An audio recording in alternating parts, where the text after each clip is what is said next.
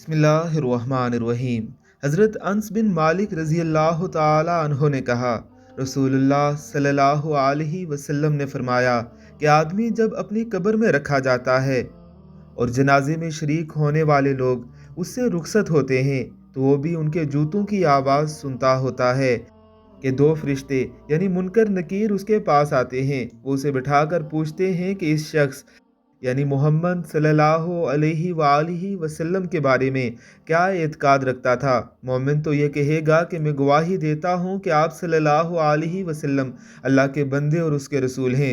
इस जवाब पर उसे कहा जाएगा कि तू ये देख अपने जहन्नम का ठिकाना, लेकिन अल्लाह ताला ने इसके बदले में तुम्हारे लिए जन्नत में ठिकाना दे दिया। इस वक्त उसे जहन्नम और जन्नत दोनों ठिकाने दिखाए जाएंगे। कतादा ने बयान किया कि उसकी कब्र खूब कशादा कर दी जाएगी जिससे आराम और राहत मिले। फिर कतादा ने अनस बिन मालिक रजी अल्लाह ताला अन्हु की हदीस बयान करनी शुरू की। फरमाया, और मुनाफिक और काफिर से जब कहा जाएगा कि इस शख्स के बारे में तू क्या कहता था, तो वो जवाब देगा कि मुझे कुछ मालूम नहीं, मैं भी वही कहता था जो दूसरे लोग कहते थे। फिर उससे कहा जाएगा कि तूने ना जानने की कोशिश की और ना समझने वालों की राय पर चला। फिर उसे लोहे के गर्जों से बड़ी जोर से मारा जाएगा कि वो चीख पड़ेगा और उसकी चीख को जिन्नों इंसानों के सिवा उसके आसपास की तमाम मखलूक सुनेगी।